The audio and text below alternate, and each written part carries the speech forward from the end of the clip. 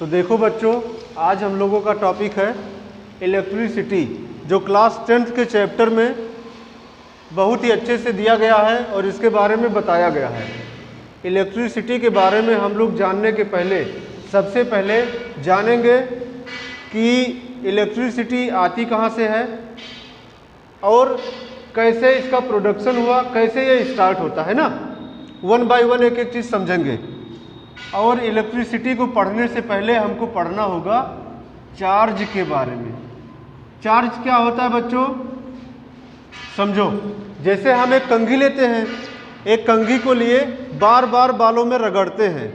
कंघी को जब बालों में आप रगड़ोगे तो क्या होगा कि कंघी चार्ज हो जाएगी। उस कंघी को ले जाके किसी पेज पे रखोगे तो उस पेज में कंघी में दोनों में अट्रैक्शन होगा और कंघी में पेज चिपक जाएगा। बात समझे? वहीं से आता है हमारा चार्ज। चार्ज को हम लिखते हैं Q से। ठीक, मतलब क्या किया, एक कंघी लिया, हिंदी में लिख दे रहा हूं, इसको बालों में रगड़ा, रगड़ने से क्या हो गया, चार्जेबल हो गया। यानी आपके जो इलेक्ट्रॉन थे वो इस कंघी में चले गए। इस कंघी में जाने के बाद क्या हुआ, जब इस कंघी को हम किसी पेज पर रखें तो पेज क्या हो गया, चार्जेबल हो गया, जिसकी वजह से पेज और कंघी में अट्रैक्शन हुआ और कंघी में पेज चिपक गया। ठीक, इसको लिखा हमने चार्ज से। अब जैसे कोई ऑब्जेक्ट है, कोई ऑब्जेक्ट रखा हुआ है, इस ऑब्जेक्ट में मान लो कि नंबर ऑफ इलेक्ट्रॉन n है। कितने इलेक्ट्रॉन है, n। n का मतलब होता है नंबर। तो n इलेक्ट्रॉन दिए गए। अब इस ऑब्जेक्ट पर कितना चार्ज होगा ये हमको जानना है। तो ये कैसे जानेंगे बच्चों, देखिएगा। Charge on the object is equal to number of electron present in the object. किसी ऑब्जेक्ट में कितने इलेक्ट्रॉन प्रेजेंट हैं, यही होता है चार्ज। ठीक है बच्चों, ठीक। उसके बाद में फिर आगे बढ़ते हैं। आता है क्या, एक कंडक्टर अगर रख दिया जाए, इस कंडक्टर में अगर करंट फ्लो कराते हो तो कैसे निकलेगा, देखिएगा। सपोज कीजिए इसमें t टाइम तक Q चार्ज फ्लो हो रहा है।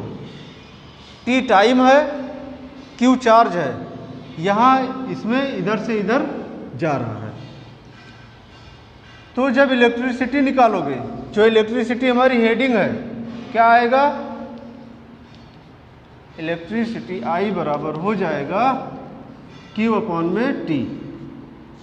इस फार्मूले से अगर इलेक्ट्रिक करंट को डिफाइन किया जाए तो क्या बताओगे, the rate of flow of charge, the rate of flow of charge is known as electric current. यानी कि I बराबर हमको क्या मिला बच्चों, Q/T।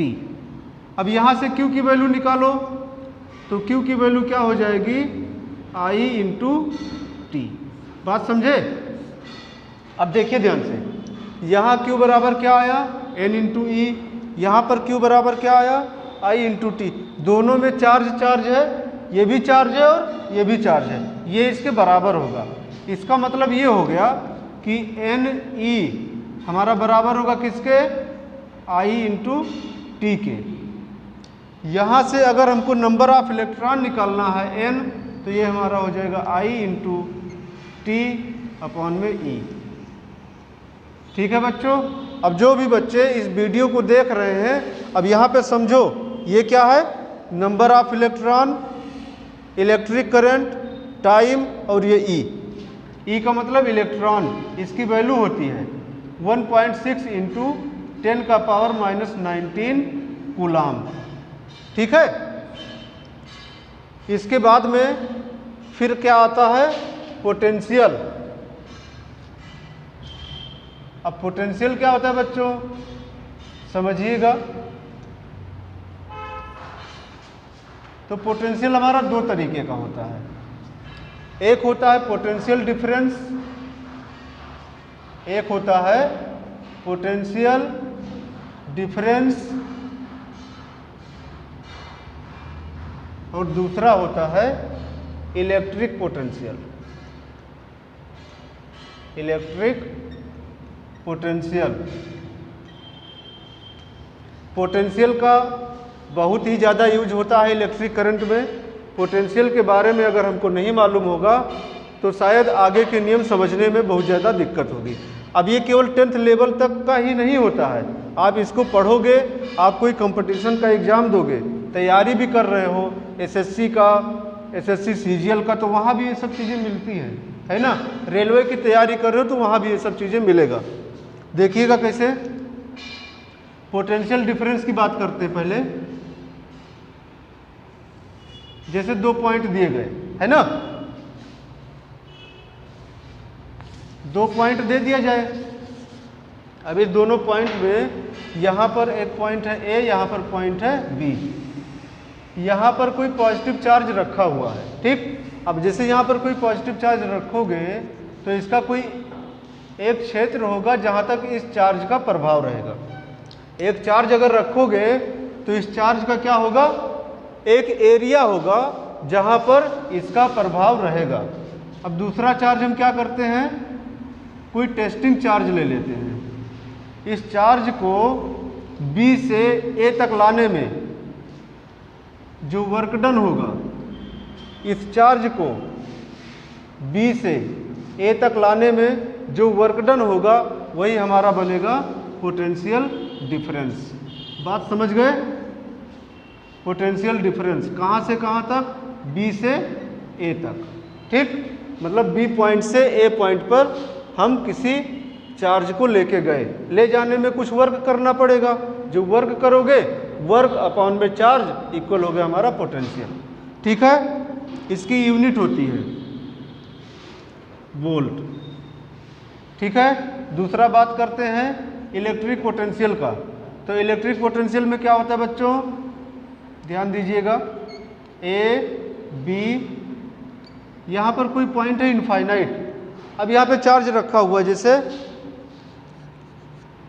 और यहाँ पे एक चार्ज है टेस्टिंग। इस चार्ज को इनफाइनाइट से यहाँ पर लाने में, ए के क्षेत्र में लाने में जो वर्क डन होगा वो हमारा क्या बनेगा, इलेक्ट्रिक पोटेंशियल बनेगा। इनफाइनाइट से ए तक ले जा रहे हैं, किसको, एक चार्ज को। दोनों का फार्मूला सेम है, दोनों का यूनिट सेम है, लेकिन दोनों में डिफरेंस क्या है, यहाँ पर बी पॉइंट से ए पर ले जा रहे हैं और यहाँ पर इनफाइनाइट पॉइंट से ए पे ले जा रहे हैं, ठीक है। तो इस क्लास को यहीं तक रोकते हैं। इसमें केवल एक बेसिक लेवल हम लोगों ने समझा है। अगला क्लास जब हम करेंगे इलेक्ट्रिसिटी क्लास 10th के लिए, उसमें पूरा फार्मूला होगा, पूरा न्यूमेरिकल होगा, बोर्ड लेवल से लेके कंपटीशन लेवल तक बताया जाएगा। आज सिर्फ इसका एक डेमो है जो हमने आपके सामने रख दिया और बता दिया आपको। सभी बच्चे वीडियो को लाइक करें, शेयर करें, कमेंट करें और अपने सुझाव दें जिससे कि और सुधार किया जा सके। Thank you.